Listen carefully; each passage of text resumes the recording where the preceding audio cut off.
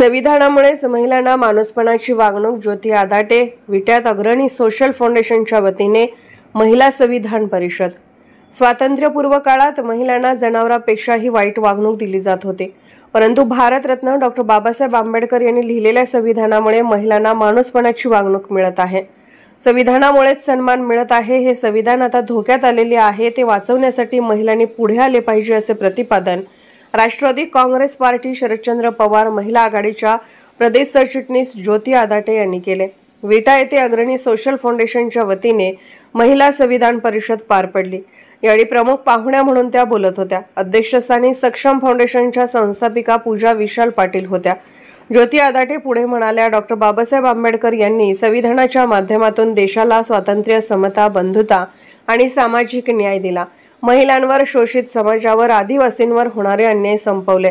मतदानाचा, शिक्षणाचा, प्रसूती रजेचा, महिला आरक्षणाचा, वडिलांच्या आणि पतीच्या संपत्तीत समान हक्काचा अधिकार दिला। परंतु या सहजासहजी मिळालेल्या स्वातंत्र्याची आपल्याला किंमत राहिली नाही। अजूनही महिलांवर अन्याय, अत्याचार होत आहेत आणि आपण ते सहन करतोय। स्वतःचा मेंदू गहाण ठेवून अंधश्रद्धेत अडकून पडलोय।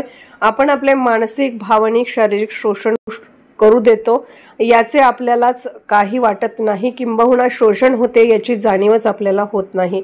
हे वेदनादायी आहे। काहीतरी मिळवायचे म्हणून उपास-तापास, व्रतवैकल्ये, भोंदूबाबा यांच्या नादाला लागून आपणच आपले आणि पुढील पिढीचे आयुष्य बर्बाद करतोय। हे सर्व थांबवायचे असेल तर आपण स्वावलंबी झाले पाहिजे। परावलंबी जीवन अतिशय किळसवाणे असते। स्वावलंबनातूनच सबलता मिळते। छोटे मोठे उद्योग उभे केले पाहिजे, निर्णय घेता आला पाहिजे। यावेळी प्राध्यापक शाहीन मुल्ला, आशा धनाले, प्राध्यापक सुजाता म्हेत्रे, सुनीता कांबळे, गीतांजली पाटील, आशा लोंढे उपस्थित होते। कार्यक्रमाचे संयोजन सुहासिनी शिंदे, सविता काकडे, नंदा खैरमोडे, अनुराधा ठोंबरे, सलीमा शेख, सुनीता पवार, शैलजा भिंगारदिवे, मंदाताई सोनताटे, भादुले मॅडम उपस्थित होते।